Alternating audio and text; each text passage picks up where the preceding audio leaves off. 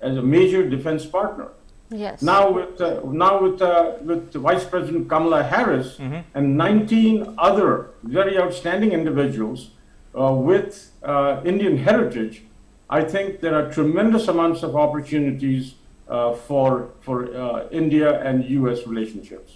Absolutely. Dr. Balachandran, I'll come to you now. You were telling us about your thoughts on such a historic occasion. Your niece is now the Vice President of the USA. And what do you think of the inaugural address by President President Biden, in fact? Is that what America needed at this point in time? Look, yes. Yesterday I told that Biden is not a great orator. I would like to see what he does. But yesterday, when they had the 400 lights lit along the pool, look, Biden is a very sincere fellow. He has lost and he empathizes and sympathizes with those people who are lost, their relatives or friends or anybody, and also who are lost. So that nobody can beat him. And today his speech was very good. Now all the data sees there's no question that it moved all those people who wanted unity, who felt that unity is needed, and who felt that Trump did not divided the country. The question is this: how far will it go towards making those people who were instrumental in dividing the country believing now that Biden will in fact unite the country? In fact, his speech was very sincere, and there's no doubt that he will do everything that he can. And fortunately, his first 100 days will accomplish a lot. That's what I'm looking for, okay? Yes. Ambassador Vishnu, yes. But I'm so happy that what Biden said, it was heartfelt. So I'm glad, I think that it will go a long way towards in the country than what it was before he took over. Okay?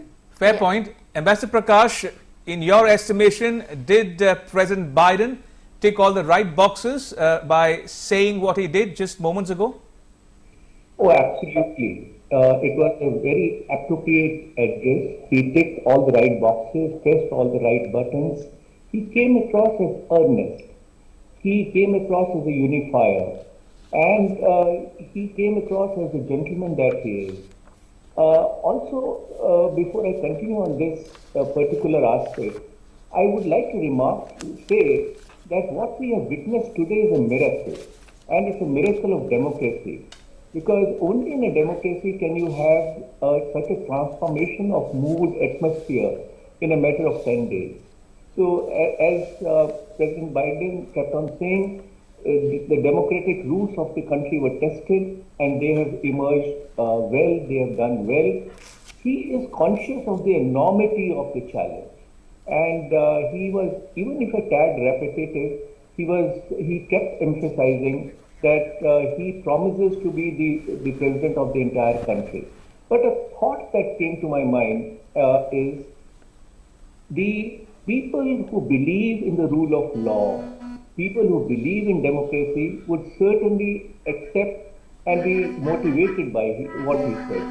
But what about people who believe not in facts but in alternative facts? What about people who are willing to challenge the truth? If there has been a fraud committed in the country. Now, whether it will impact the other side of the Trumponian US is a big question. Absolutely. Professor Madni, I'll come to you now. Sure. I'll take an excerpt from Joe Biden's inaugural address. He said, we need to set aside politics and face the pandemic as one nation. Will that be a clean break from what we've seen during the Trump administration? I think it will be a clean break primarily because under the Trump administration, there has been no focused strategy. There has really been no international collaboration. There just didn't seem to be particularly any interest in recognizing the fact that people are dying all over the country. Biden, in his very first address, when he was declared as the vice president, he said, when he was declared as the candidate for presidency, he said the first thing he's going to do is address the pandemic. And to do that, I think he's going to have a very strategic focus in terms of bringing in at least 100 million people that will get vaccinated per day. And to do that, he's going to establish big collaborations. And I think India is going to play a major role in that respect. So will other countries. So I think as far as the pandemic is concerned, it is the #1 priority on his list. And I think we're going to see a completely different approach and a clean break from the Trump administration. Right, we'll request all our guests to stay on. Let's update our viewers about what President Biden in his speech after his swearing in and after his oath being administered by the Chief Justice John Roberts said. Now, Biden in his speech after taking oath pledged to make America become the beacon of democracy for the world. He said that today we celebrate the triumph of democracy. The word of people has been heard and word of people has been heeded. Munmun. He also said that democracy has prevailed. He said that the recent violence shook the very foundation of our democracy, but now democracy has prevailed. My fellow Americans, this yes, and I is America's think the day. important thing to recognize in This this is democracy's statement. day, a day of history and hope, of renewal and resolve. Through a crucible for the ages, America has been tested anew, and America has risen to the challenge. Today, we celebrate the triumph not of a candidate, but of a cause, the cause of democracy. The people, the will of the people has been heard, and the will of the people has been heeded. We've learned again that democracy is precious, democracy is fragile. And at this hour, my friends, democracy has prevailed. Right, we still have our guests with us on this special broadcast, Ambassador Vishnu Prakash, Dr. G. Balachandran and Professor Asad Madni joining us from the US. Ambassador Prakash, if I can come to you now. Now, clearly the focus was on domestic issues, and without doubt he spoke about tackling the COVID pandemic, reviving the economy and tackling the issue of racism, systemic racism at that, as he put it. But one particular phrase stood out from, and I think it would be interesting from India's perspective. Biden said that the US under him as the president will engage with the world to meet tomorrow's challenges. Now, is that a return to multilateralism? And if that is the case, is it good for India and the world? It is. It is. I think while the focus, as you very rightly said, would be on domestic issues, because the country, the nation is traumatized. But what he has mentioned is that they will, what he said was that they will lead by the power of example, right, and they will engage with the world. Now, and he also indicated that there are common challenges. Now, which is very clear, challenges of the climate change, global warming, that is something very close to his heart, of terrorism, of the rise of a power which is threatening status quo and wanting to build a different kind of a world where the rule of law does not prevail. So there are a number of challenges, and the US under his leadership, given the team that he has put together, Ramesh, the team that he has put together is a very experienced team. They are also focused on the Indo-Pacific region. So I think that what this presidency would move things in the right direction. It will be a slow process. I think to claw back the lost ground will be tough, but they are up to the task. Indeed. Absolutely. Let's now go across live to Washington, D.C., where our correspondent is standing by, Nina Maria Potts. Nina, what are you hearing on the Senate confirmations? Because Senate hearings had begun, but there were certain reports that there could be a slight delay. Can you fill us in on that?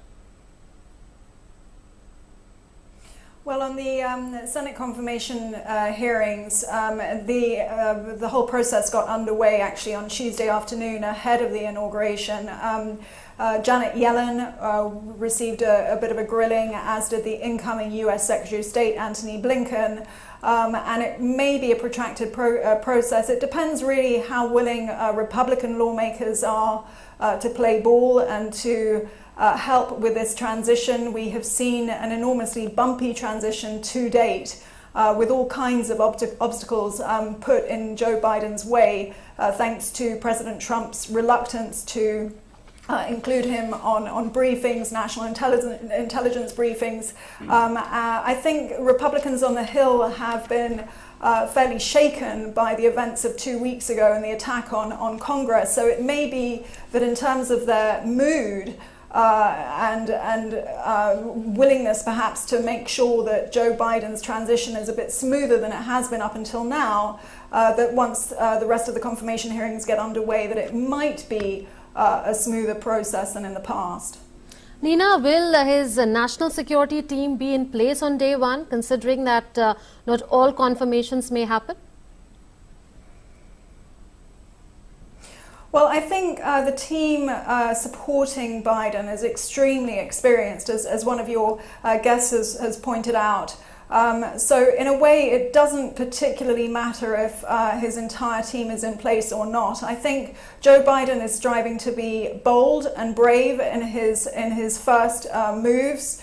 And there's some question over whether or not they're going to reach out to President Trump's team. President Trump, in keeping with recent tradition, has left him a letter in the Oval Office as he handed over, but of course was not terribly gracious in terms of reaching out to Joe Biden and his incoming team. So, I mean, there will be some big national security questions, and I think the bumpy transition has led to a delay. So Joe Biden will want to come into this presidency acting pretty swiftly, regardless of whether or not the confirmations are secured. Nina, I remember asking you on the 3rd of November when the elections were happening, the results were coming out, and I remember asking you, is the result an endorsement of Joe Biden, the politician, the man, or a rejection or referendum on Trump? And you said, given the fact that he's won almost 74 million votes, itself a new record, that this was as much a vote for Trump as it is for Biden. How do you look at Trump's legacy of the last 4 years, and can Biden make a clean break with the past and chart a new course going forward? Well, I mean, that was the tone that he was very much hoping to strike with his unity speech, which, by the way, I think India can be very proud that an Indian American wrote his speech for him, his inaugural speech of healing. I think it's very hard to tell how pro-Trump supporters, both mainstream and those that are perhaps more marginalized and more extremist in their views, are going to react to Joe Biden's message. I think it's a very, very difficult period of transition emotionally for the American public. Joe Biden stepping in as president doesn't just mark a turning point, in terms of international affairs and foreign policy, but it's going to require a psychological, mental shift. The Trump era was marked, unfortunately, by conflict. I think President Trump revealed to some extent where America's flaws are, the fact that America isn't the land of milk and honey that perhaps many people have perceived it to be from all around the world, and that it is broken. And I think the sheer numbers of dead during this coronavirus pandemic has to be Joe Biden's priority. We're expecting him to make an announcement, an executive order requiring mask wearing in all federal institutions and buildings, which seems an extraordinary thing that he should have to do. But it's a sign, I think, of the political divisions in this country, even when it comes to a national health crisis, an international health crisis like the pandemic, with holdouts, Trump supporters who just do not believe. There are many out there that do not believe that the pandemic even exists. And we heard Joe Biden in his speech talk about defending truth, making sure that lies are not continued and not amplified. So that is going to be a major priority for him. So to your question as to whether or not he can bring those supporters along with him, I fear the jury is very much out. Absolutely. Well, Neena, we'll keep coming back to you. Thank you for now for joining us. And Dr. Balachandran, I'll come to you now. What's your sense of the kind of role that Kamala Harris will play in the Biden administration? Would her role, according to you, be limited to a few aspects or a few realms, or will she play a more across the board, across the spectrum sort of a role, considering the enormity of challenges facing the United States? Look, Kamala is going to play a major role in the US administration in the coming years, far more than any other vice president in the US history. She will not be limited to a few areas here and there, but I think it will be right across the board, certainly in all domestic matters. Now, you see, Biden has a great advantage. The people are worried still about the COVID pandemic. He has set a target of 100 million in 100 days, and I think he will achieve it. That itself will show a great break from the Trump administration, which could not process or proceed further than 2 million or 1 million in 2 months. So I think Biden, with his 100-day program in coronavirus vaccination and in the fiscal relief program, will go a long way towards convincing those people who voted for Trump that the new healing is on and that he will do everything. Yes, a few die-hard Trump supporters may not still believe him, but I think Biden will achieve his objective of convincing the majority of not only the Democratic voters, but the Republican voters as well, that the future is bright because of the way he dealt with the coronavirus vaccination program and the fiscal relief program. So I got great expectation. And on this matter, Kamala will be a great assistance. There's no question about it. I think on all domestic issues, including battling the pandemic and fiscal relief and unemployment and all those matters, Kamala will be the major factor other than the president. Right. Point taken, Dr. Balachandran. Professor Madni, before I come to you, I want to update our viewers about some more aspects of Biden's speech. Now, Biden committed to bring America, in fact, together, uniting the American people and uniting the American nation as well. Take a listen. In another January, on New Year's Day in 1863, Abraham Lincoln signed the Emancipation Proclamation. When he put pen to paper, the president said, and I quote, "If my name ever goes down into history, it'll be for this act, and my whole soul is in it." My whole soul is in it. Today, on this January day, my whole soul is in this. Bringing America together, uniting our people, uniting our nation. And I ask every American to join me in this cause. Ambassador Prakash, your thoughts on what we just heard, Joe Biden inviting all Americans to join him in the cause of unity at a time when the American society is very polarized and fractured. Do you think that those sections of American society who form, say, the white supremacists or the extremists or the fringe group would be listening and maybe considering accepting what Biden has urged them to? Munmun, unfortunately, it is not a fringe group. The segment of the American society, the ultra-right or the rednecks, they constitute a sizable segment. And even after the 6th of January incident, according to some of the opinion polls that have been conducted, amongst the Republicans, the support rate of former President Trump fell from about 83% to 70%. So as of today, 70% of the Republican base is still with former President Trump. Also, his war chest has swollen. After the elections, according to what I was reading, he has raised about $160 million. That's after the elections. So unfortunate, I wish I can say with a clear conscience that these people will be moved, but it looks to be difficult. I think a lot of work has to be done. Imagine there were more than 100 congressmen and senators, in fact 137 Republican congressmen, if I remember it right, who supported a resolution to annul or reject the presidential election verdict or outcome. So that is the kind of deep fissures that are there in the society, not because they do not know, but they don't like it. They just do not like it.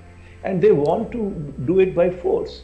So while President Joe Biden has done the right thing, he has been very earnest, he has made an emotional appeal, I don't think there are too many people could have pulled it off, because he is a true gentleman and somebody who believes in harmony. But his work is cut out, the nation's work is cut out. I don't think it is as easy as some people may want to make out to be. Right. Professor Madni, there's a lot of interest in Asia in general and South Asia in particular about how Biden will tackle the China challenge or the China problem. Now, in your estimation, what would be Biden's policy towards China? And would he be as tough on China as probably Trump was? That's a very good question, and I think I'll try to answer that in two parts.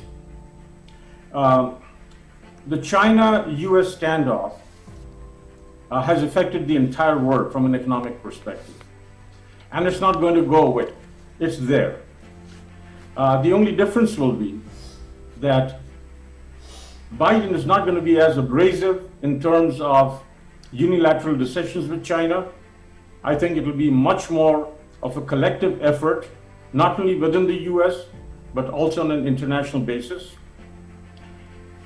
But it's going to be a robust strategy. There's no question about it. There will be a very robust strategy with reference to the economic situation with China, with reference to the theft of intellectual property, and with reference to the cybersecurity hack. So it will be a very robust strategy. India will be a major partner for the US, not only in these aspects, but maintaining the rebalancing of power in the Asian region. And so India really has to look at how it balances its relationships on a positive note, both with the United States and Russia, without isolating each one, and at the same time balancing the power with China.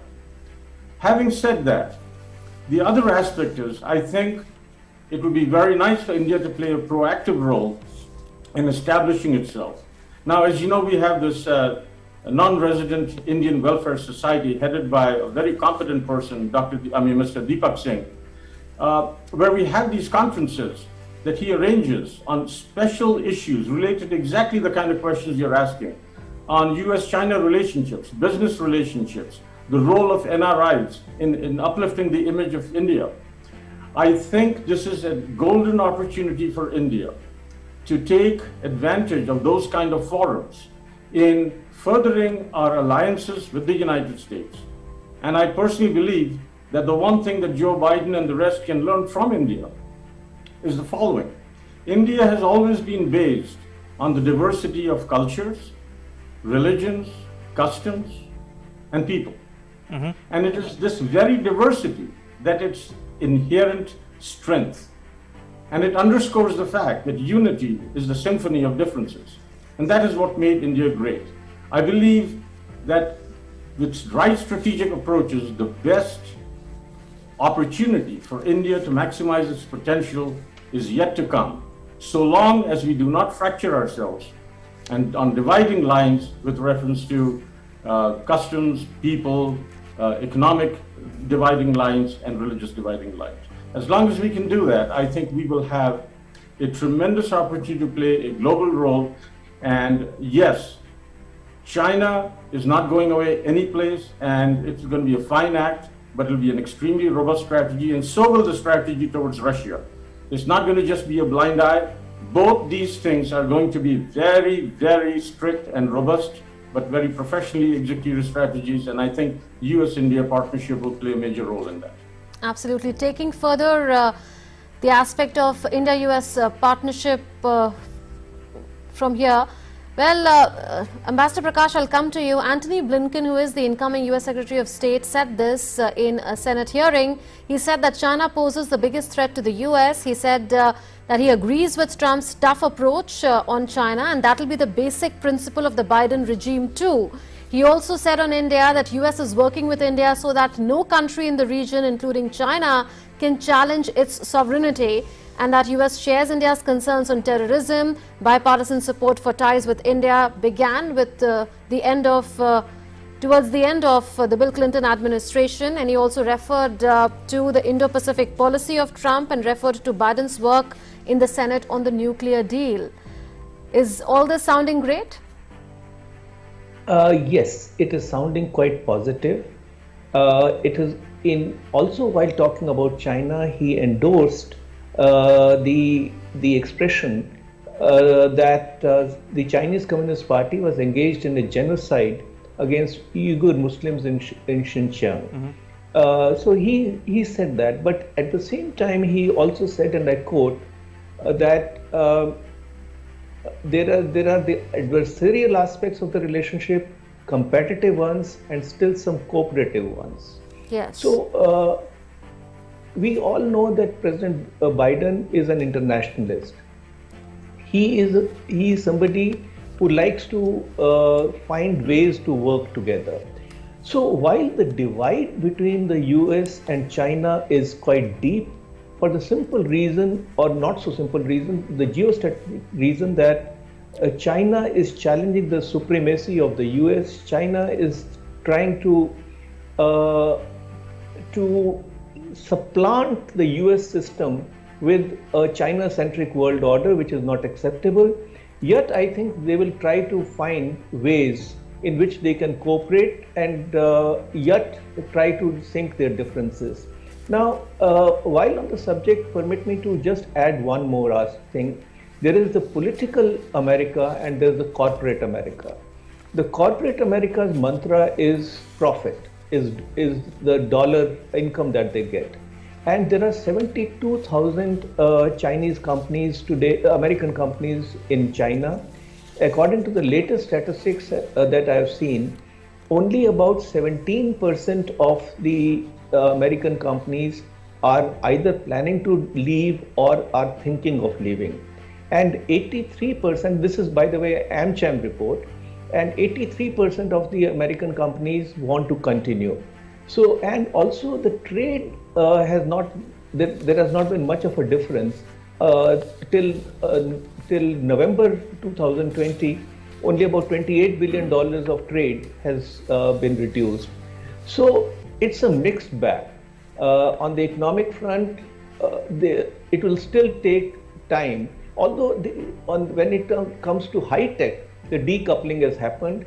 As far as trade and services is concerned, it will take some time.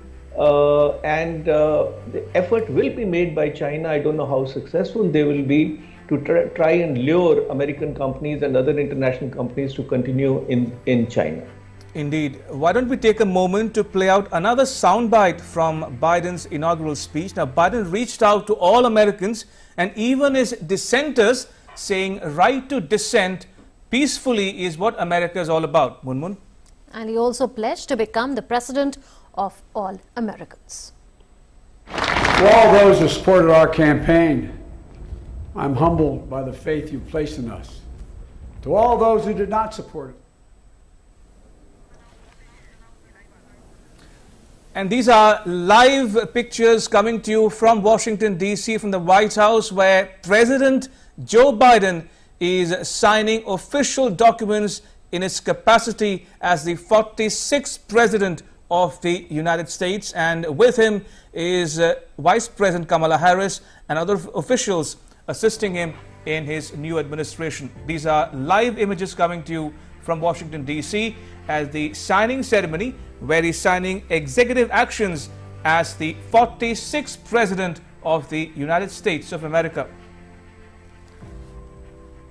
Close to 15 executive orders signing was the plan of Team Biden, and Joe Biden there setting the ball rolling, hitting the ground running on day one of his presidency.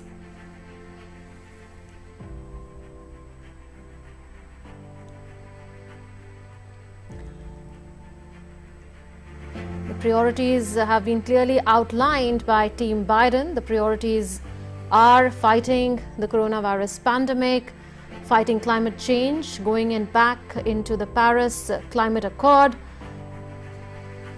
fighting racial inequalities, an immigration bill that will ensure that over 8 years, around 11 million illegal immigrants will get legal status and citizenship. Absolutely. A number of executive actions he is expected to sign in the next few minutes or even the hour. As Moon mentioned, he will make the wearing of mask compulsory for the first 100 days. He is aiming for 100 million vaccinations in the first 100 days as well. As Moon mentioned, he wants to rejoin the Paris Climate Change Agreement, rejoin the World Health Organization as well. He will stop further work on the border wall as well, and stop construction of the controversial Keystone XL pipeline, and also extend moratoriums on student loan payments, foreclosures and eviction as well. Moon? Yes. Let's continue our discussion with Ambassador Vishnu Prakash, Dr. G. Balachandran and Professor Asad Madani.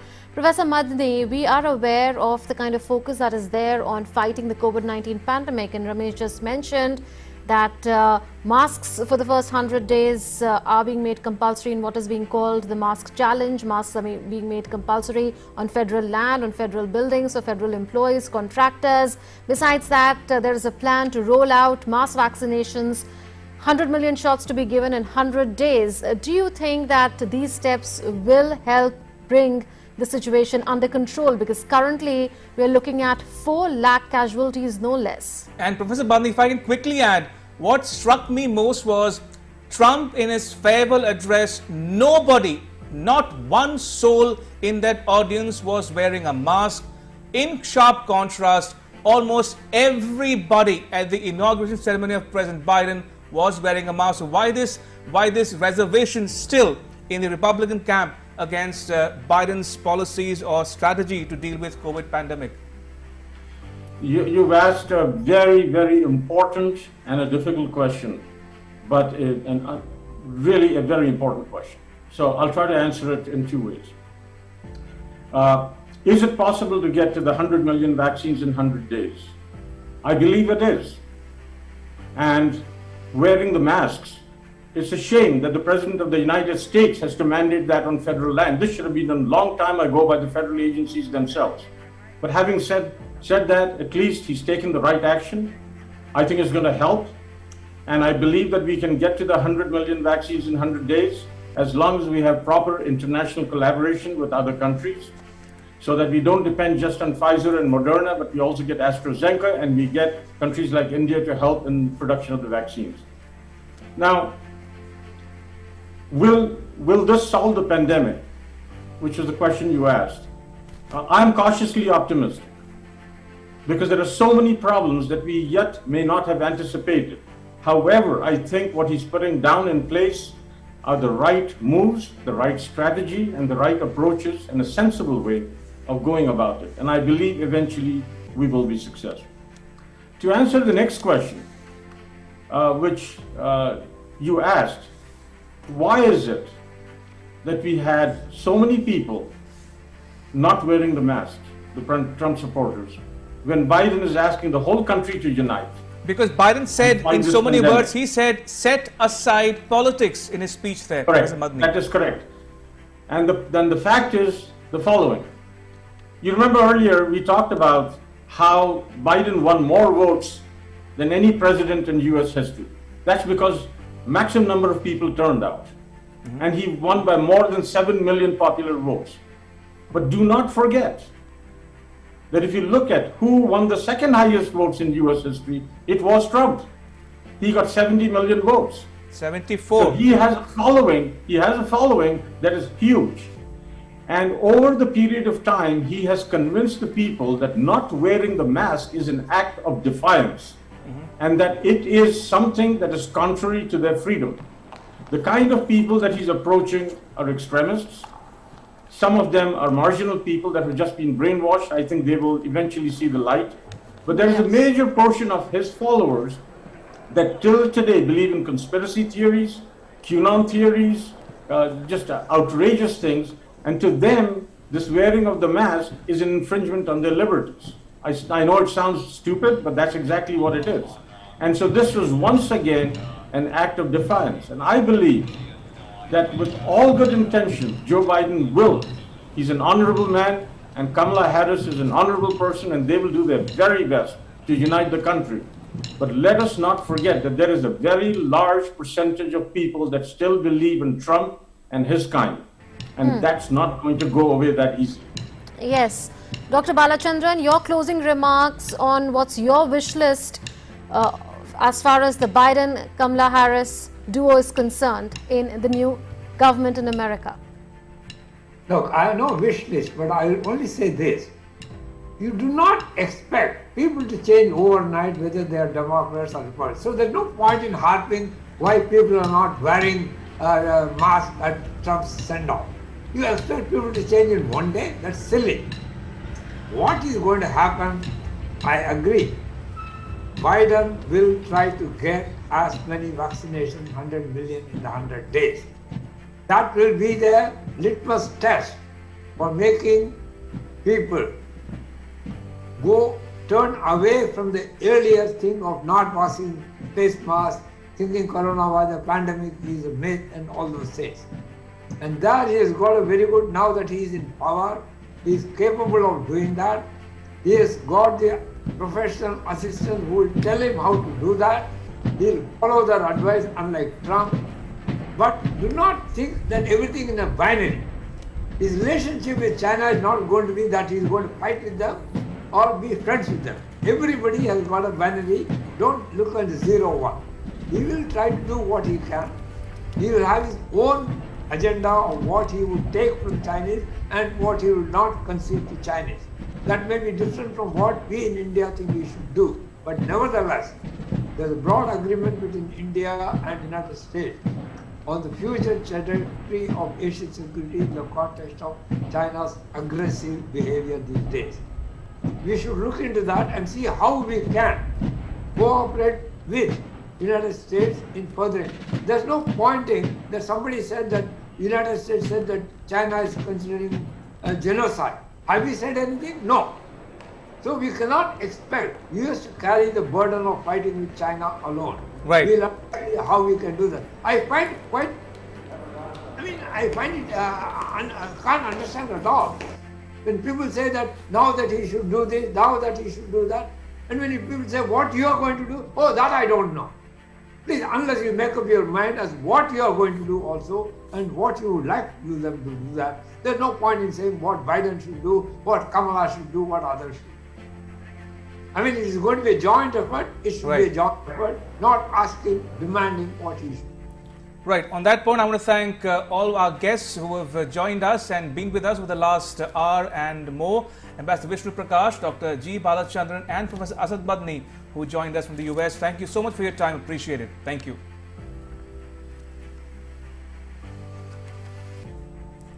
And we are continuing our comprehensive coverage of Biden in the White House. He literally is in the White House now. Absolutely. We have two new occupants of the White House, Joe Biden and Kamala Harris.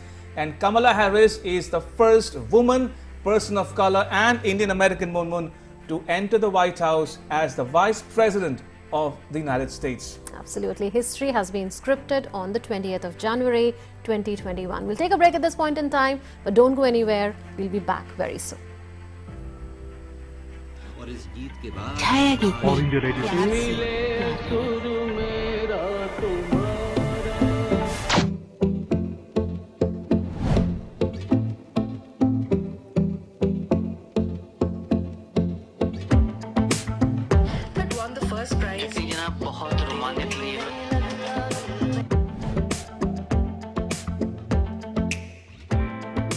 Ahead of the trade negotiations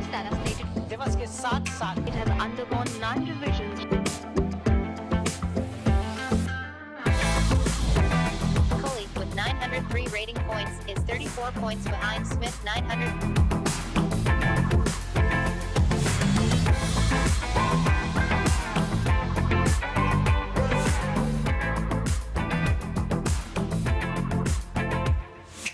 This is All India Radio. The news read by Anuja Kumar. Namaskar.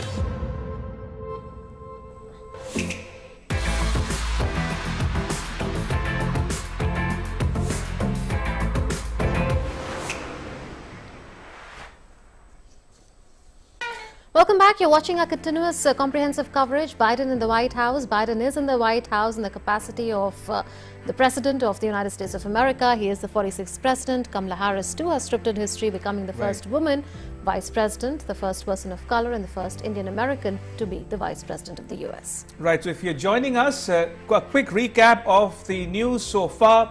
As Moon Moon mentioned, Joe Biden is the 46th President of the US, Kamala Harris the Vice President, and Prime Minister Modi becoming the first few world leaders to tweet congratulations to both leaders, President Biden and Vice President Harris. And these are shots from just moments ago where President Biden took the oath on the west front of the Capitol building, administered the oath by Chief Justice John Roberts. These are visuals from just moments ago when he was administered the oath and made the 46th President of the United States. Kamala Harris was also sworn in as the 49th Vice President of United States, the daughter of immigrants from Jamaica and India. Kamala Harris made history as America's first woman and first person with South Asian roots to take the office of the Vice President of the US.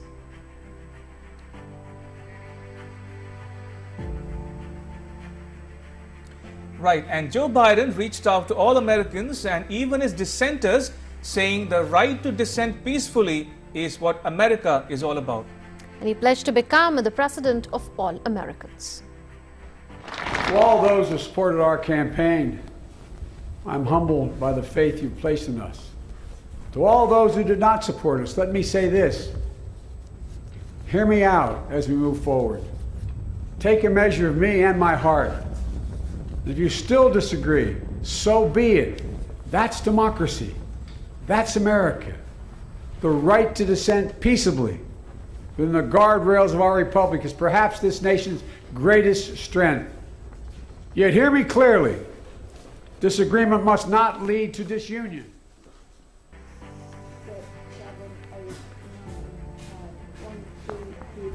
No personal lives attended more of those lunches than President Biden has. It's an important moment where it's bipartisan. It's the time to bond between the executive and the legislative branch of the government. We probably don't need as much bonding because we already have that natural bonding with you and the traditions here. By those traditions, usually there's a painting at the front of that event that the chairman picks. This time, not knowing we were going to have an event until what we were going to do about an event until late, I asked Dr. Biden to help pick the painting, and this is the one that she recommended. The painting is landscape with rainbow. Rainbow, always a good sign.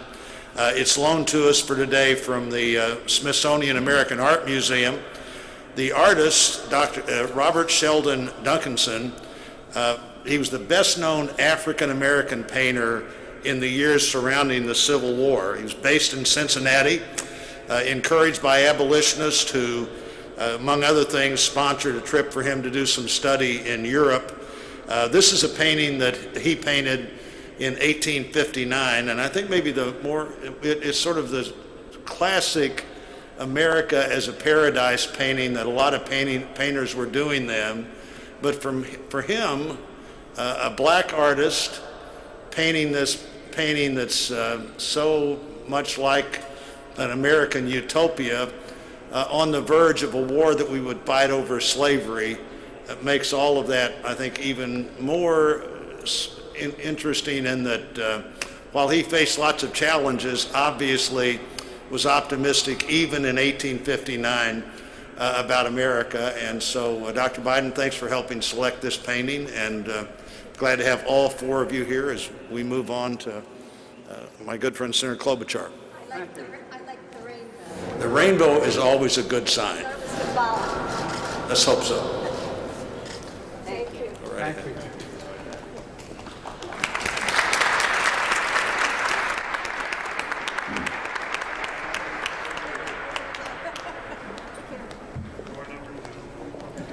Door number 2. Oh, we are good. Mr. President, First Lady, Madam Vice President, and our very first second gentleman, on behalf of the American people, it is our honor to present these custom-made crystal vases commemorating your historic inauguration. Lennox, which you know is a great company, American company, has handcrafted these gifts for the past 9 presidential inaugurations. It is a good thing I don't have to hand them to you personally. They each weigh, with the base, 32 pounds, but combined 64. But Jill, I know, is very strong and could take them both.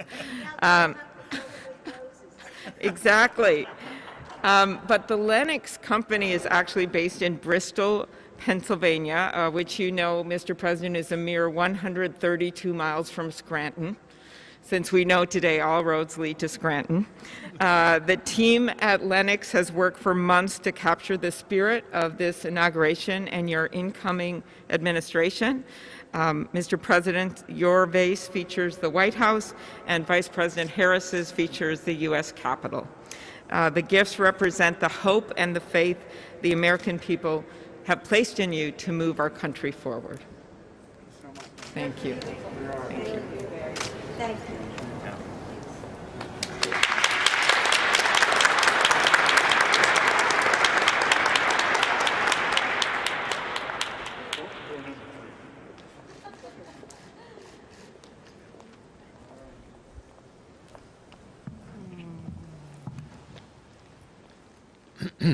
Well, Mr. President, Madam Vice President, while the pandemic has sadly limited our usual hospitality, as others have mentioned, I'm very glad we still carry on some of our favorite inaugural traditions. It's my honor and privilege to help present these flags of our nation that were flown over today's event here at the Capitol. Now, I have to make one point of personal privilege on behalf of the Senate.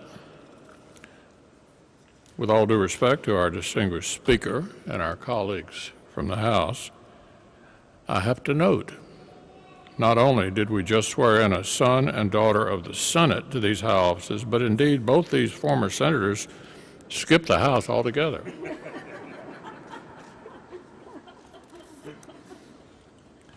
The Star-Spangled Banner is our greatest symbol of our endurance of the American idea. It flies over this building on triumphant days and on tragic ones, over all factions and all parties. And today this flag flew over our former colleague's inauguration as the very first female Vice President of the United States. So to our very distinguished former colleague, Madam Vice President, please accept this flag with the highest compliments and congratulations of the United States Senate.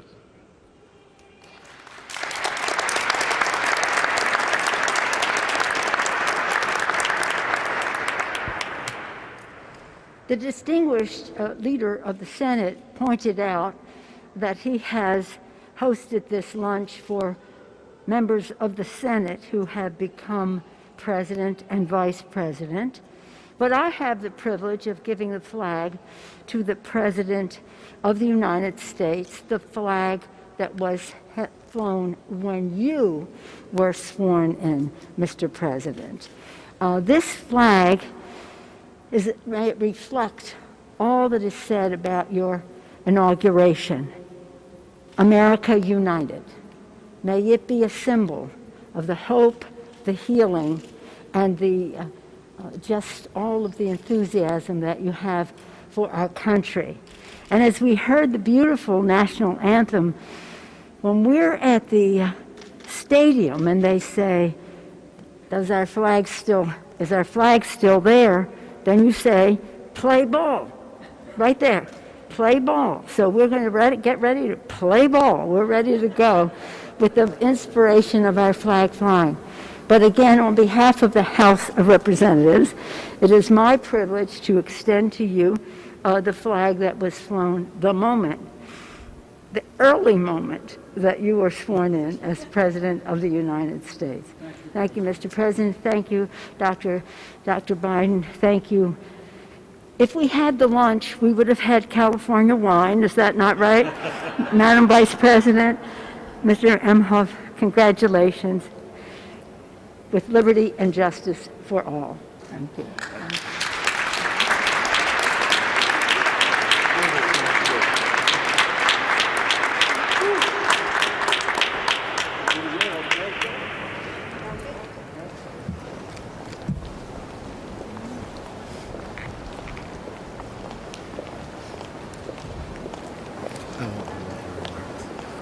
Hey, man. Long time no see. Congratulations, Mr. President. Thank you.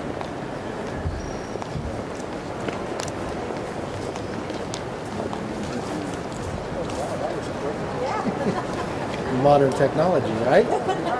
It's a good picture, too. The President Biden, Vice President Harris, Dr. Biden, and Mr. Emhoff. Right, so you're watching the live proceedings from the U.S. legislature where we saw President Biden and Vice President Kamala Harris. Well, President Washington was in a ceremony at the U.S. legislature, that's Capitol Hill, along with Speaker Nancy Pelosi and Leader of the Senate Majority, Mitch McConnell. Munmun, we are now joined by two other special guests. Joining us is Ambassador Manjeev Puri and Professor W.P.S. Sidhu joining us from the U.S. And also joining us, Munmun, is our colleague Kate Fisher, who is standing by in Washington, D.C. Yes, Kate, I'll come to you. Tell us about the itinerary of the President as well as the Vice President from here on. Well, they have now completed that inauguration ceremony in front of the U.S. Capitol, and they have gone inside the building now, where the President will go to the President's room to sign some official inauguration papers. He could also use that moment to sign some executive orders, but we think he'll do that when he gets to the White House and is seated in the Oval Office proper.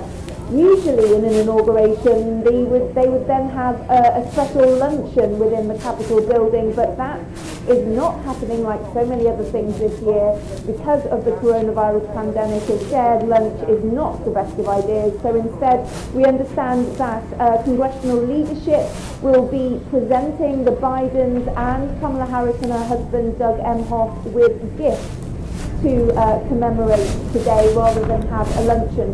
Then the President and the First Lady and Kamala Harris, Vice President, and her husband will travel to Arlington Cemetery, just across the Potomac River from here. They'll be joined by former President Obama, former First Lady Michelle Obama, as well as Hillary and Bill Clinton, and George Bush and his wife as well. And there they will lay a wreath at the tomb of the unknown soldier to pay tribute to the U.S. military on this inauguration day. Once that business has been dealt with, President Biden and his wife will make their way. Kate, I'm afraid we'll have to stop there because we'll have to fix the audio with you in just a bit.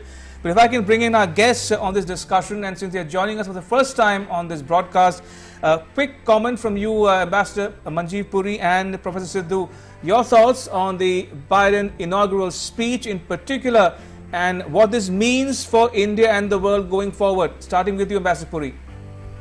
Thank you very much, Ramesh. I'm absolutely delighted to be on your program. Welcome, and Ambassador. More than that, hello, can you hear me? Yes, please go on, yeah. And I am extremely delighted that Doordarshan is carrying out this live coverage of what I believe is a seminal and very important event in the global calendar of what is happening. President Biden was obviously all-encompassing. The issue, especially in recent weeks and of course over a long period of time, has been about polarization in America, especially what you saw in the last week. He was all-encompassing, and if you notice, he specially said, I will be the president for my supporters, and I will also be the president for those who didn't vote for me, and then made a very important point. If after listening to me, you choose to disagree, That's your right, and you can do so peacefully. I think that was the big message that he wanted to give to the Americans, but he also gave a message to the world. He said that America would be engaged with the world. Please note, he didn't use the word climate change, but he spoke about the stress on the planet. He spoke about allies. I think that is particularly important because in the times that we live today, COVID, the rise of China, it is particularly important that the world's most important leader, the world's most important country leads, as he said himself, not by their power, but by the power of their example. And I think these are extremely important matters. As far as India is concerned, I don't want to go into the entire gamut of President Biden's friendship with India over a long period of time, but I do want to say that a better run world order and a world order in which rules are followed and in which bridling takes place for anyone who looks at expansionism is a world order which is good for India, and India will be able to leverage this. We are also friends of America and we've come places, and I think all of this should augur well for the Indo-American friendship too. Indeed, and may I quickly welcome Professor K.P. Vijayalakshmi also, who is joining us on this special broadcast. Welcome, Professor. But before that, Professor Sidhu, your thoughts on the Biden inauguration and his speech in particular. Thank you very much, and it's a pleasure to be here with all of you again on this really important occasion. And just it's such a remarkable contrast from the remarks that you heard this morning from the outgoing President Trump, which were frankly rambling and graceless, and really kind of going back in some ways to the American carnage kind of idea that he had. And in his vision, of course, we are now in a post-pandemic world, which is not at all the case. And if you contrast that with President Biden's very measured remarks, they were very concise. They were directed both at domestic audiences, but also at international audiences. He mentioned, of course, Abraham Lincoln, which is very pointed because Lincoln, a lot of people tend to forget, was a Republican president, not a Democrat president. He also recognized and appreciated his predecessors, all of whom were present there, with the notable exception, of course, of Donald Trump. He looked at healing inside and within the US, but also marked made a clear announcement that the US is back in the game as in global governance and is going to reach out particularly to allies. He very deliberately did not get into the details of how that would be. Much of that is being played out in the various confirmation hearings that began yesterday and will continue now. So overall, it's an internal message of unity, a word that he stressed time and time again, to move forward with confidence and compassion, but also very much that the US is going to lead the world again. And then you're going to see an element of continuity both with the Obama presidency, but in some key elements also with the Trump presidency. Professor Vijayalakshmi, your thoughts on the inaugural speech and inauguration ceremony as a whole, and do you think that Joe Biden spoke like a statesman? Yes, indeed. I think he not only spoke as a statesman, but he brought a certain gravitas, a kind of dignity and that innate decency that we've come to expect from public officers and people who lead, public positions. He also spoke, I think, with a kind of a historicity. He brought out Abraham Lincoln. He brought out the historical traditions of American presidency.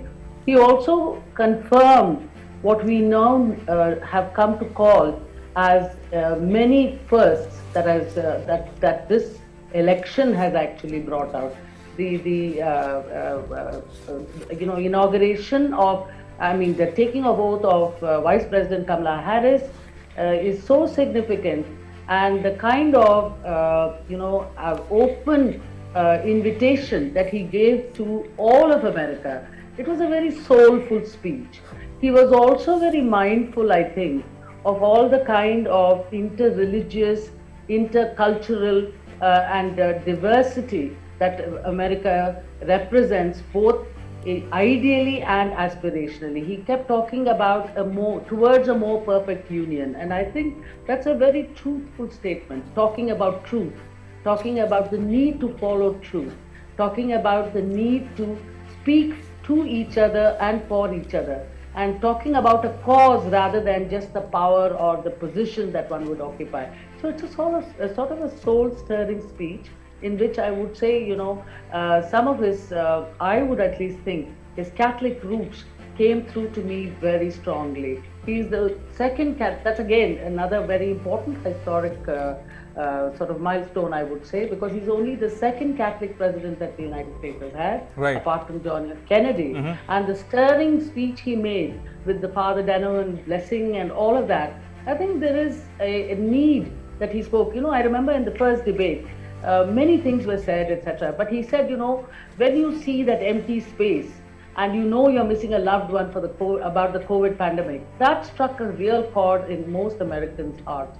And today, I think, was another such speech where he struck a chord when he said that the COVID pandemic is something I'm going to deal with straight away. I'm not waiting for anything. I'm going to tackle all the triple crisis of both the COVID pandemic, the racial injustice that we have been witnessing, and of course the economic stimulus that will go a long way. And he has also promised that he would, follow his speeches with actions, because this is a very truncated ceremony, as you saw, and I think that really moves people much more than just words, because he went straight down to the office and began his work.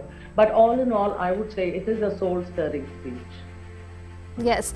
Ambassador Puri, if I may come to you, taking an excerpt from Biden's speech, he said, "We will repair our alliances, engage with the world on today's and tomorrow's challenges." When he says we will repair our alliances, does it only mean that he will re-enter the treaties that the Trump regime moved itself out of, or does it also point to what United States perhaps wants to do, reform the WHO, reform the UN, and reform various multilateral bodies?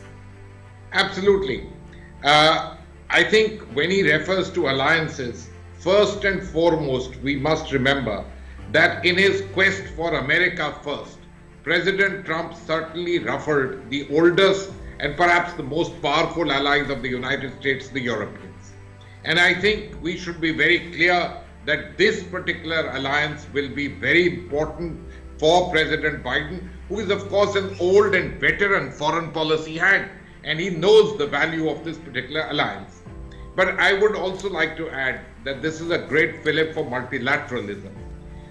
Rejoining or becoming active in the WHO, looking at the World Trade Organization, trying to see what you can use the United Nations for. I have absolutely no doubt that those things would happen. Perhaps the climate agreement would be the first one that he would sign in, which would be a clear sign that the United States is back at the helm of steering multilateralism and global governance. Now, before I end, I also want to say that he would also be strong with those countries and those leaders with whom perhaps President Trump also had a good relationship. I mean, India among them. Let's take Japan, countries in the Indo-Pacific and other parts of the world. Because a major reason for why I say this is that while President Biden was out of power for the last 4 years, America may not have changed that much, but the world certainly has changed. And one of the biggest changes has been the in-your-face rise of China, noticed of course through the corona pandemic, but its expansionism, President Xi Jinping's very firm and aggressive posturing in the world. I think all of these make for the fact that there is a certain change scenario, and President Biden would be cognizant of it as a veteran foreign and security policy practitioner, and he would take along a much greater part of the world than alone the old traditional allies. And I think this is something very good for the world. Professor Sidhu, while we wait for President Biden to inspect a military guard of honor in Washington, D.C. May I quickly ask you for your views on the Modi-Biden dynamic and how that might shape up going forward? Because Prime Minister Modi is one leader who invests a great deal of time, energy and effort into establishing a personal rapport with world leaders. We saw that with President Obama, we saw that with Trump, and now with President Biden. So how do you see the Modi-Biden dynamic shaping up going forward?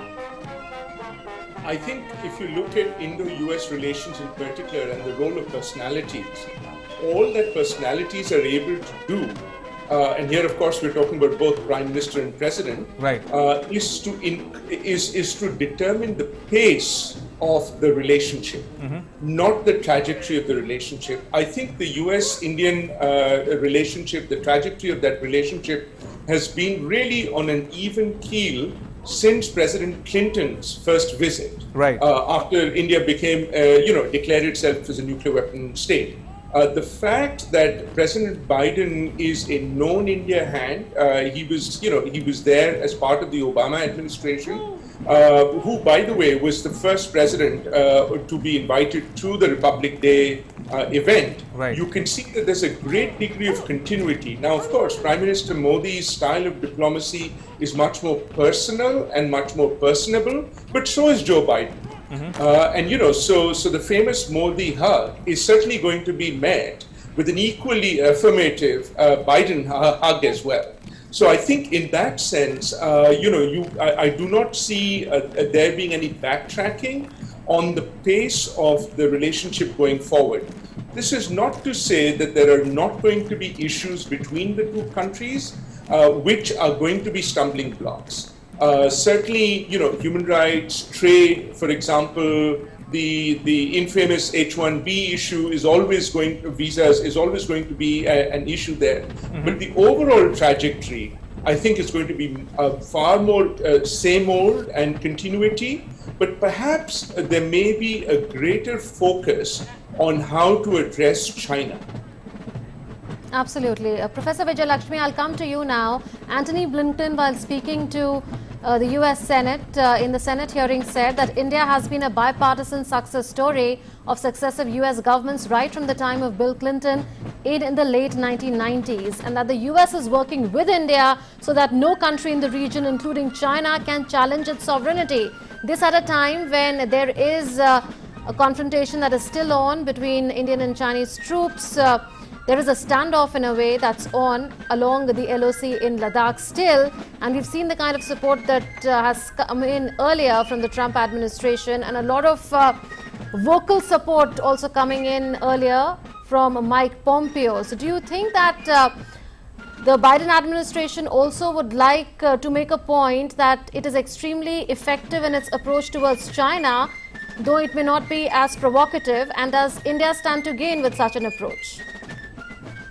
Yes, to both your last observations. I think this particular statement coming from the hearings of Secretary of State certainly is a signaling to China that there is going to be a continuity in certain elements of US's China policy, and US-India relations will intersect the relation or the conflation of US-China conflicts and so on.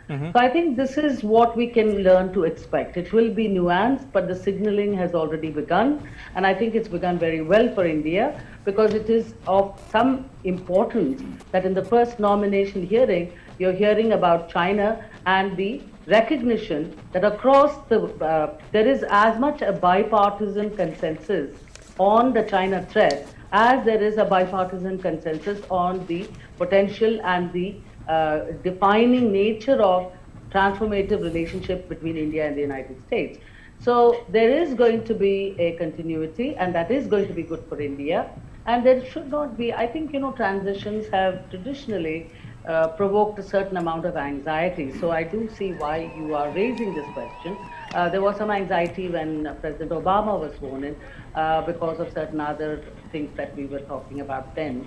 And then even during President Trump when he was sworn in. So this, I think, is beginning to settle down in some ways as we see unfold the actual explanation of what is a nuanced policy towards China.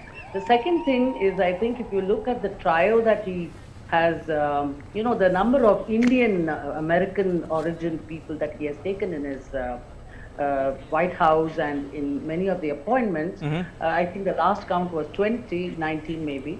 But 3 of them in national security, Tarun Chhabra, Sumona Guha, and one more, I think. They have actually been very much hands-on. They're called what I would say a veteran team. So Biden is not, he's an old hand in many ways to Asia. He has piloted several things through the Senate Foreign Relations Committee, which I think you mentioned at some point. And he's also piloted other things like, the first Navy warship to India's acquisition of that. There are a number of things I can cite. But this signaling is a foretaste of this nuanced policy.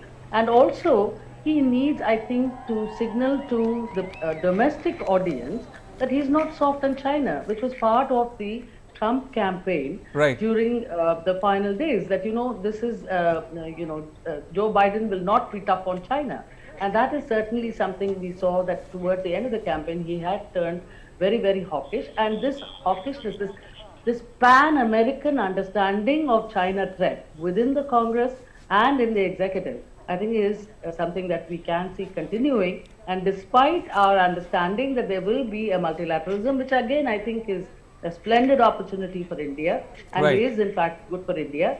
You can see much more growth on the major ideas of STA-1, major defense ally, and from Kerry to Mattis, we've seen a number of statements that have remained positive on the idea of centrality of India in many theaters, including the Indo-Pacific. Absolutely. Ambassador Manjeev Puri, as we watch these live visuals coming to us from Washington, D.C. of President Biden heading to his next engagement at the Arlington Cemetery along with the former Presidents Obama, Bush and Clinton. I want to ask you a two-part question. Now, you are the practitioner of diplomacy on this panel, on this special broadcast. So I have to ask you these couple of questions. One, what did you make of the previous administration under President Trump, especially Secretary of State Pompeo, their policy and attitude towards the treatment of Uyghurs in Xinjiang, for instance, how they called it genocide not so long ago, in fact, just a couple of days ago, and their policy or stance on the issue of Taiwan as well. What do you make of that, and is that a ploy to box Biden in and to preempt him, number one? And number two, the presence of the diplomats in Team Biden, Tony Blinken, Wendy Sherman, we have Victoria Nuland, Kurt Campbell, the Indo-Pacific Czar. Now, these are familiar faces for New Delhi diplomats. Is that an advantage, in a good omen going forward as well? Or do you think familiarity might breed contempt sometime down the road? Thank you for this question. Let me start with your second question first. Sure. Look, there should be no doubt that veteran foreign policy and security policy expert President Joe Biden has brought into his team those people who are familiar with foreign and strategic affairs. That the world may have changed in the last 4 years is now a self-evident fact. And China, being a strategic competitor for the United States, is now something which is, I should say, across the United States, almost everyone knows this particular fact. So this team will have to deal with this changed reality, and I'm sure they are up to it. The fact that they know us is a positive in my side, because otherwise it means that you have to spend time trying to figure out what exactly is the issue, who are the personalities, and what is it that they want. These are people who can hit the ground running. Now, of course, this also brings with it a certain amount of baggage from the old times. But we too are a changing nation. We have now become the 5th largest economy in the world pre-COVID days. And this particular change, plus our growing clout even in the G20, in 2023 we'll be the chair of the G20. All of these particular factors are things which will certainly be important in the minds of those who will be shaping global policy for the United States, and hence I believe is something which is important, useful, although we must remember that they also know what we are talking about. Right. And they have their own ideas on these matters, which are also known to us. Now coming to the China issue, and you raised two very specific things, the matters of Uyghur and Taiwan. Look, President Trump was extremely vocal, and Secretary Pompeo, in a sense, echoed that particular thing, especially in the last few days, when it would perhaps have been impossible for President Trump to himself say or do anything, but Secretary Pompeo was particularly important. Does this hobble the Biden administration? Is this an advantage? I think this is something we'll have to see how they play it out, because, you know, it can be used as an asset. After all, what you perhaps wanted to do yourself but would not have thought that you would do it, you would instead use other tools to put this kind of bridling on China, has been done by somebody else, and you can always take umbrage under the fact that, look, it's there, it's not exactly easy to turn it around, etc., etc. And then China would have to react and do something.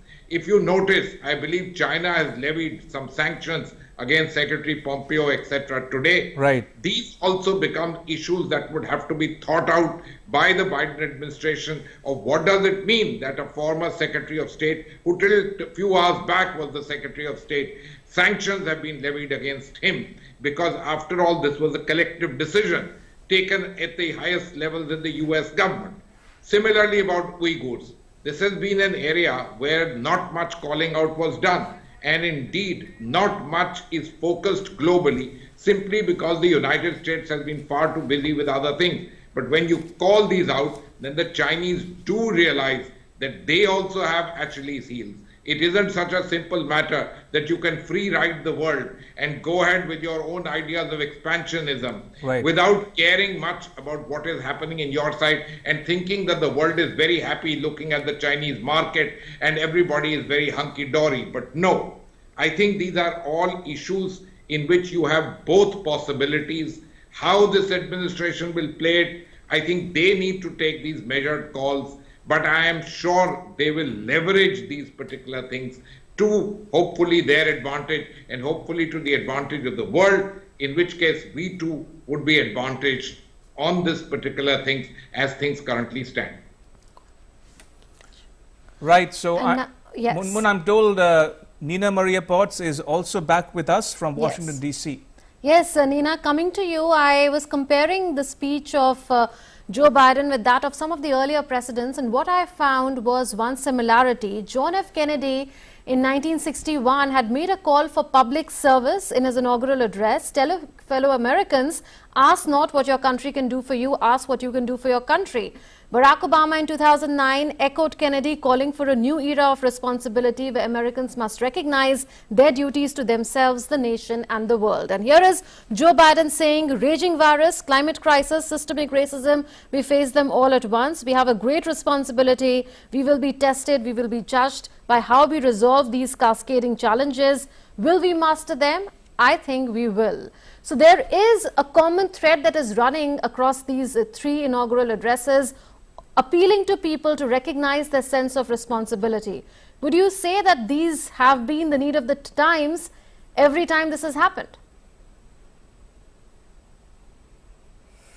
Well, it's an interesting point, and it's very interesting to draw those parallels out from inaugural speeches that have gone before. I think one of the difficulties with Trumpism and the last 4 years is that America has lived up to the perception and reputation that individualism is more important than the collective responsibility of the people. And Joe Biden, you're right to say, was much more focused on concentrating on that sense of collective responsibility, not just to repairing and restoring America, but repairing and restoring America's reputation in the world.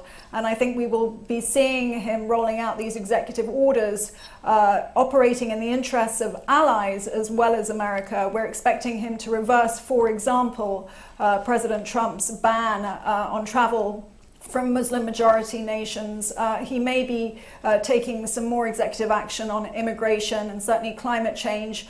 I think in the first sort of 10 to 100 days, we might see him reverse the Trump ban on H-1B visas, the lottery system rather, that President Trump sort of announced 2 weeks ago, which was meant to have 60 days to come into effect. So I think Joe Biden is trying to unpick many of Trump's unilateral actions, but at the same time, Democrats are going to have to do a bit of soul searching.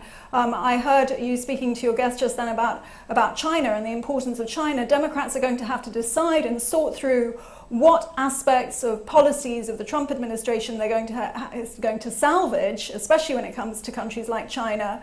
Or are they going to return to former democratic approaches to multilateralism? So those are some tough questions, I think, for this administration. Indeed. And very quickly, Nina, since you refer to Trumpism, now what kind of a future do you look for the Republican Party? Will the party now need to regroup and look for an able candidate going forward sometime down the road? Because Trump, in his farewell address at the St. Andrews Air Force Base, said, I'm quoting him, "We will be back in some form," unquote. The report that he wants to float his own party, possibly called the Patriot Party. So is Trump looking at seriously at 2024? I think it depends whether or not with the impeachment trial the wind is taken out of his sails. If he is banned from running again in 4 years' time, I think we may see a very different sort of Trump operate from this so-called alternative power base in Florida, where he plans to base himself and his family. I think it could play out a bit like a sort of a season that's gone too long in a Netflix TV reality series. The big question is, will a former president like Trump lose his power, and will people become less interested in him because he can no longer make presidential decisions and deliver on promises that he's made, whether it's immigration or anything else? I think the Republican Party is facing a possible splintering. And I think it's very unclear which direction it goes in, how many will remain loyal to the former president, and will they be less interested in being loyal to him if he has none of the clout that he has had for the past 4 years. Nina, since you referred to the upcoming impeachment trial of Donald Trump in the Senate, can that impact the momentum of Biden's agenda? Because Biden has been lukewarm on this issue, and could there be a Congress hurdle then further enhanced for Joe Biden's team or administration, because he has to ensure that his immigration bill, for instance, or the economic stimulus package bill goes through both houses of US Congress? I think it's a question of the Biden administration deciding whether or not the biggest threat is now allowing former President Trump to build up momentum from his alternate power base in Florida, or whether the threat is further down the road. I think it is in the Democrats' interest to try and obviously impeach Donald Trump in a bid to stop him from running for office again. And that calculation, I think, has been playing out behind the scenes within the Biden administration. And you're right, he was, I think, lukewarm about the impeachment proceedings, but we are told that his administration and his advisors are open to impeachment proceedings, with the caveat that it doesn't derail his economic agenda, his agenda to try and fix the coronavirus pandemic and to deliver on some of the promises that he's made. He wants congressional focus and congressional bipartisan support for some of these big top priorities. So I think that it's, there are concerns that this will derail that whole agenda, but nonetheless, the risk of President Trump perhaps making a comeback is much greater further down the line. Indeed. Nina, as we watch these live visuals of President Biden's motorcade making its way to the Arlington Cemetery, where he will pay tributes at the tomb of the unknown soldier, along with former Presidents Clinton, Bush and Obama, I want to ask you about one issue which you have not touched so far, and that is the relationship between the White House under Biden and media. Now, media had a very testy relationship with Trump in the White House. What kind of a relationship do you see between Biden and the media going forward? Can we see more White House press briefings, regular briefings going forward? Number one. And number two, will Biden be as active on Twitter or social media as Trump? Because Trump actually formulated policies and announced it on his own personal Twitter handle. Very good question. I think we'll have to wait and see. Joe Biden in his speech, his inaugural speech, spoke about truth and defending truth and making sure that lies were not amplified. And of course, that was a direct reference to the way that President Trump announced his policies on Twitter and also, I think, undermined faith in the democratic system among his supporters. There's an interesting editorial discussion, I think, going on in newsrooms around the world and perhaps also in your newsroom over the extent to which journalists should still continue to cover Trump now that he is out of office. Right. And I think it will depend very much on merit as to whether or not he moves and shakes in the way that he used to. But I think, you know, the takeaway for a lot of news editors is Trump is no longer president and therefore does not merit the coverage that he was getting either through social media or the mainstream media.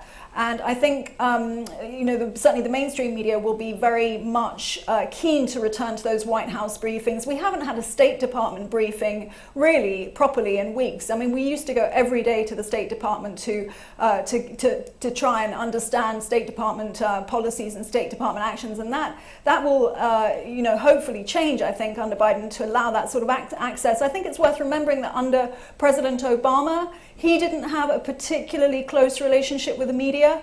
People forget that access was often blocked to President Obama's press team. And so, you know, it's always a bumpy relationship, I think, between the media and any president here in the United States. Nina, we've also seen how in the last couple of hours of Trump's presidency, a key decision was taken by the Trump administration over travel curbs, and just before demitting office, Trump had ordered an end to ban on travelers from Europe and Brazil that was put in place earlier to control the pandemic.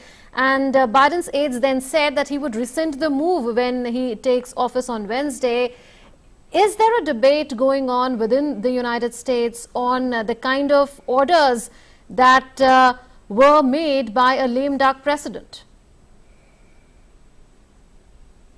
Yes, there's a kind of suspicion, I think, that the Trump administration is trying to complicate matters for the Biden administration. I mean, there's this question of the travel ban that you rightly say. I mean, that was in place for months. It was a very controversial ban. And so the idea that former President Trump lifted or was trying to lift that ban and that Joe Biden will put it back in place, saying now is not the time to open up travel at a time when all these new strains are kind of colliding on several continents around the world. There was also Mike Pompeo's last act with this declaration on China in relation to Xinjiang and this declaration of genocide, which I think was designed, although, you know, Mike Pompeo, I think, genuinely feels very strongly about Xinjiang, and it's not the first time he's referenced genocide. It was clearly a deliberate attempt to complicate the political landscape for the Biden presidency, which is going to have to really sift through which China policies it sticks to, which ones it revives from previous democratic eras. Right. And I think Joe Biden is going to have to walk a very tight balancing act, a very tight line on all sorts of policy areas. Right. All right. On that note, Nina Maria Potts in Washington, D.C., thank you so much for joining us on this special broadcast. Appreciate it. Thank you. Right. So we're watching these live visuals coming to you from Arlington Cemetery, where President Biden is paying tribute at the tomb of the unknown soldier in the presence of former presidents Obama, Clinton and George Bush. And while we are on these visuals, I want to go across to our guests. If I can go across to Professor Sidhu. Now, Professor Sidhu, your sense of the India-US dynamic shaping up going forward, do you get a sense that economic issues or economic diplomacy might prevail over all other issues? Ramesh, thanks very much for that question. And before I turn to that, I just want to also pick up on something that your correspondent just said before this, and your question about whether this is going to be a administration which is based on diplomacy, using Twitter as a form of diplomacy or policy making. I'll just remind you that one of the last things President Trump said this morning, in his remarks, was that we were not a regular administration. And I think what you can expect from the Biden administration is a regular administration, a very boring, a very mundane, ordinary kind of administration. It will be back to normal. So you're going to see a lot of those kind of policies not happening on Twitter, not happening, at the spur of the moment, but much more considered, much more thought out, in a much more traditional sort of way. With that context, on the Indo-US dimension, I think there are three aspects that we need to look at. Number one is the bilateral. And this is, of course, what most of us sort of tend to focus on. And economic is certainly going to be part of that as well. And I think the US under Biden is going to be far more generous about the surplus, trade surplus that India has, which, as you know, President Trump was very vexed about because he seemed to think trade was only about surpluses and deficits, right? But there's much more to that. The second aspect is going to be how India and the US work in the broader region of the Indo-Pacific.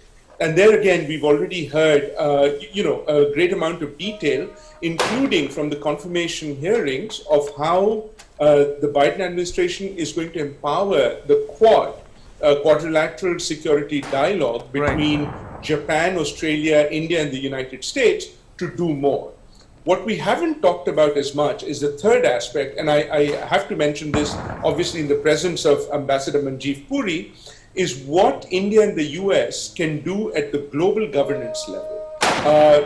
He made a reference to the G20, which is going to, in my opinion, I think, become much more empowered now, because the recognition is that the international community or the globe cannot get out of this economic crisis individually or by putting nation first, but they'll have to do it collectively. The second aspect is, of course, on the UN Security Council. India is now, as you know, an elected member for 2 years, and relations between China and India are also starting to play out in the Security Council. So it's not surprising that Foreign Secretary Shringla has already identified a greater coordination between India and the US on Security Council issues. And I think that is something that you're going to start to see and continue and strengthen under the Biden administration. So you will see, Indo-US relations not only at the bilateral, but at the regional and the multilateral level, starting to move forward in a much more concerted way and much more, kind of focused way, a consistent way than it was under President Trump. Okay, we just have 3 minutes left for this special broadcast. Ambassador Puri and Professor Vijayalakshmi, closing remarks from you, that we know what the agenda of Biden team would be in the immediate term, but what change do you expect within the United States and in the India-US relationship in the medium term? Well, I think the first thing I would expect is the stability should guide us through the traditional diplomacy. Biden has promised to restore, repeal, revise, and become reliable. So the new mantra I would expect is not just strategic partnership, but trusted partnership. The second is, I think, the economic drives that you talked about. But I think there's been a great deal of change because Asia has started working towards non-US, non-China-centric binary. They have started doing much more business with each other. There is a RCEP now where there is China, but the TPP has continued. So I think US and India have to think of innovative ways in which we can bring back some kind of economic muscle by hustling. I don't know whether that makes sense, but you need to work together. There's a real common interest there because both India and the United States are out of these very two important global, regional, as well as having the impact globally because it would set standards. The third is within the United States. I think despite the terms that we've heard about a new party coming in, I think third parties have traditionally not taken very great root. I do understand 74 million is a large number, but 80 million. The turnout this time was again another historic first. I do understand the gravity of it, but I think the Republican Party is going to do some real serious soul searching, and I think they are looking at some level of coming back in a very different, it can't be just Trumpism, it has to be Trump plus something. So I do expect to see much more happening in the Republican Party, with the Democratic Party also pushing back against some of the progressive or the extreme left ideas that were earlier doing the rounds, in as much as we saw the Progressive Caucus actually sending about 400 names for Biden consideration, transition teams consideration, and so on. So you do see all of that. But I think I take great heart in seeing the number of qualified, well-seasoned Indian American origin people, because I do believe the Washington adage, personnel is policy, and I think traditional diplomacy route will prove that to our advantage. Yes, Ambassador Puri, if you are with us, your thoughts on what do you think will change within the United States and in the India-US relationship in the medium term? Thank you. In my opinion, the most important change is going to be the fact that the United States goes back to its old business of dealing with its allies. This, in my opinion, would add tremendous amount of clout to a do-it-yourself policy when it comes to the greatest global challenge, which is really the rise of China at the moment. In this, I believe India has a vital role to play, and I think India's role will certainly be leveraged both by them, and we too will have an opportunity here in India. Secondly, we look at multilateralism. I think multilateralism will see a revival, and again, India has a role to play in all of this. I therefore see the opportunities from the Biden administration are such that we should try and leverage these opportunities. Of course, we must remember that there will be challenges. And why do I say there will be challenges?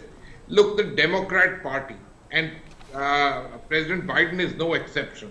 They have their own domestic constituencies. And these domestic constituencies very often raise matters which become matters of certain amount of sensitivity among us in India. Human rights, disarmament, I don't know about climate, that too may not be an easy task for us to manage, because the pressures would certainly be on a country like India, which has really miles to go before it can easily decide to try and go into a mitigation mode. But we will do our bit. We've done more than our bit. And I think this is an opportunity time for us, and a time that we should leverage. Right, Yes. Professor Sidhu, as we are watching these live visuals coming to us from the Arlington Cemetery, if I can quickly ask you a quick question about the future trajectory of India-US ties insofar as trade issues are concerned. There was talk about a limited trade deal to be signed, which could not be signed for various reasons. How do you look at the probability of that being signed in Biden's term, number one? Number two, the irritants on the trade front, for instance, the GSP issue, the totalization of social security issue is also pending. H-1B visa is a thorny issue. How do you see issues as immigration, mobility, and visa, shaping up going forward? They're certainly not going to be easy. And there, because the Biden administration is also going to be keen on going back to the Trans-Pacific Partnership, which, we saw that there was a move away from.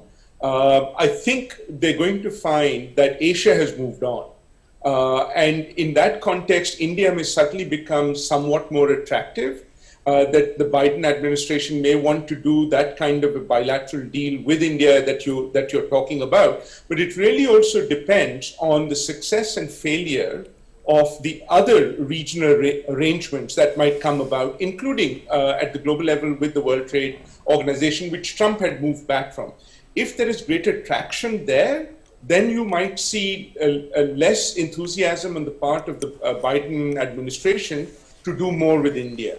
But if they feel that other regions and organizations have moved on and are very much in the China ambit, then they may be willing to offer more concessions, I think, to India in that context.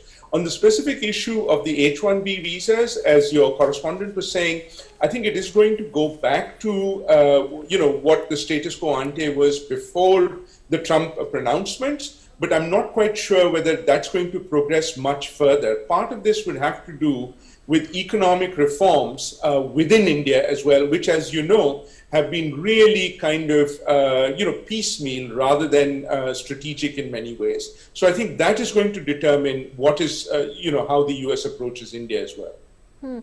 Ambassador Puri, the first opportunity of a meeting that can happen between Prime Minister Narendra Modi and US President Joe Biden could well be on the sidelines of the G7 summit in UK. What are the issues that you think could be on the agenda there? And Ambassador Puri, before I come to you, let me just quickly remind our viewers of the visuals on the television screens this moment. The former presidents Obama, Bush and Clinton are in attendance at the Arlington Cemetery, where President Biden will pay tribute at the tomb of the unknown soldiers. So we are standing by for that event as well. These are live visuals coming to you from the Arlington Cemetery. Ambassador Puri, please carry on. Thank you, Ramesh. I want to make one or two simple points on this. I think the first important thing will be for Prime Minister Modi to try and establish a personal chemistry with President Biden. I think that would be particularly important. The G7+3 opportunity will certainly be utilized for that. Secondly, I think whether we like it or not, the G7+3 meeting is taking place at a time when the climate agenda is certainly becoming the most important in the world, and India is certainly one of the most important stakeholders. So please let us be very clear that it will be raised, also because Britain is hosting the COP26 later in this particular year. Other than that, I have little doubt in my mind that the rise of China, Indo-Pacific and its centrality will be important issues that shall come up for discussions. On the bilateral front, I think we mustn't underestimate both trade as well as immigration. They are important, and I am glad that US companies, US corporations have been signaling strongly to American administration, including the Trump administration, that restrictive immigration policies have not been particularly good for them. But in terms of trade, I think we need to understand that a Democrat administration could in fact be more difficult to do a trade deal than a Republican administration may have been. On our side, we would have to be prepared for a certain amount of liberalization on the digital space as far as India is concerned. If you want to talk about a digital India, it can't only be in terms of FDI into India. It will have to be in terms of access for American companies and American corporations. In recent months, we've had success. Whether it's Facebook investing in India or Tesla opening up in India, all these are good auguries. But we would have to be prepared that there would be a certain kind of pressure. And I think this would be something that could get resolved to mutual benefit. Yes. Professor Vijayalakshmi, your thoughts on this? Well, I think, Munmun, I do see the logic of India engaging early and shaping the narrative. I do see frictions or what I would call as debatable and discussion and dialogue points on trade, where you had actually almost come to an agreement, but for certain reasons we were not able to conclude the deal. One was on pharma, one was on agriculture, and there were some other data localization and GSP are bigger issues. But I think we can see some progress in these, which means that there is going to be some movement forward. There's not going to be total backsliding as one would have thought. And on immigration, there's going to be some amount of restoration because, the 4 R's, restore, repeal, reverse and reassure. That's what I think Biden has continuously emphasized, and I do expect this to play out with this. But more importantly, when I would imagine that India's engagement and its narrative shaping would also come into a big way on the question of values, where you do have some kind of sensitivity which we have been already, facing in some way or another, especially on the issue of human rights. And I think that is an area, again, where if we can move forward and engage more quickly and, in a sense, explain, I think we can make a case. So, there is a dialogue mechanism available, and there are many mechanisms which have been made through the defense cooperation route, in which I have seen something called silent enabler mechanisms. Now, that kind of enabling mechanisms can be thought of and put in place for us to do this, because there is a certain definite desire to do good stuff with India, and this is shared by both the countries. And secondly, I think the interests are actually converging, both from a realistic perspective and from a geopolitical perspective. The interests have converged, and there is a strategic shared vision of what we have for the region, for the world. And third, we also have a lot more to do together multilaterally. And because we would like to see a certain amount of rule-based,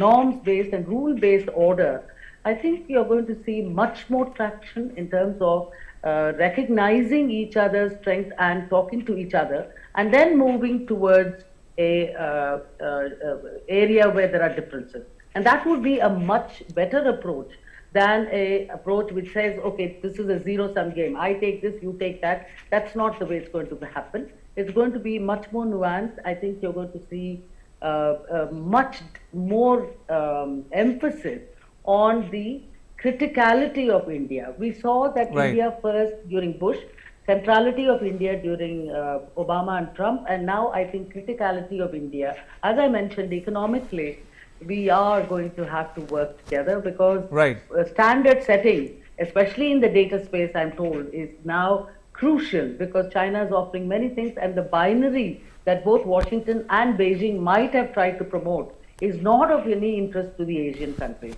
So we are, unusually and uniquely placed in terms of what one analyst once called the sweet geopolitical spot. So we can make use of that. Indeed, we are getting these live visuals of President Biden and Vice President Kamala Harris making their way to the Arlington Cemetery, where they will pay tribute at the tomb of the unknown soldier. And in attendance are former US Presidents Barack Obama, George Bush and Bill Clinton, along with their spouses. So we are getting these live visuals from Washington DC as we speak. And while we are on these visuals, Professor Sidhu, if I can come to you, let's spare a thought and talk a bit, if you will, about the rise of Kamala Harris, Kamala Devi Harris to be precise. What do you make of her election and elevation as the Vice President, the first woman to become the Vice President? And do you see in her or see her making a potential run for the presidency in 2024, given the fact that Biden has hinted that he might serve out only one term? Thank you, Ramesh, again for that excellent question. And I think it's fair to say that the number of boxes that Kamala Devi Harris ticks are just incredible. First woman, first African American, first Indian American, a whole range and a whole slew of firsts that she has broken so many glass ceilings that it is truly remarkable to recognize that. And she has done it very much, in her own right and as her own sort of person and her own rise, as a presidential candidate, as a major senator from California.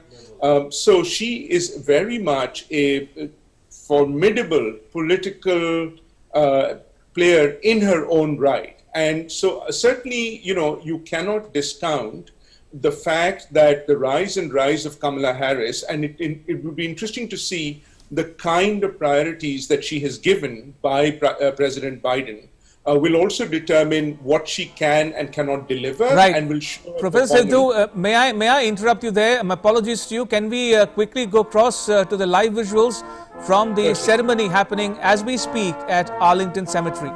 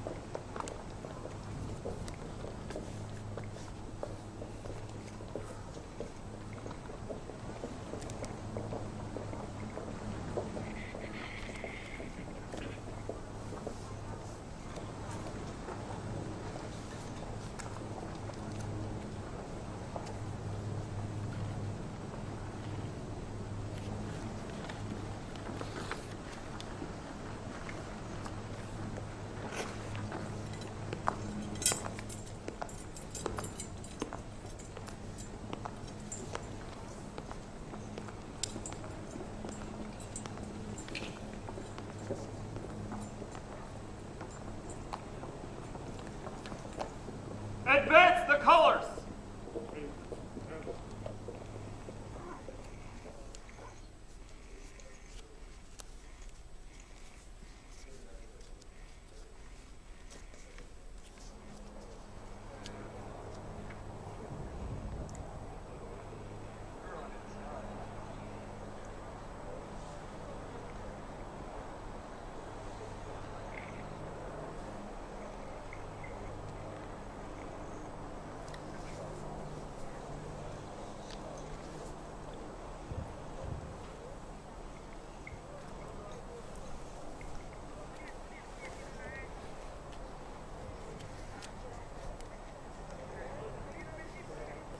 A solemn occasion. US President Joe Biden and Vice President Kamala Harris earlier paying respects at the tomb of the unknown soldier at the Arlington Cemetery. Well, that's it then in this special broadcast. Thank you so much, Professor Sidhu, Ambassador Puri and Professor Vijayalakshmi for standing by and for sharing your perspective with us on Biden in the White House. So that marks the close of our Indeed, special and we presentation. resume our coverage at 6 a.m. Do join us. Until then, bye-bye.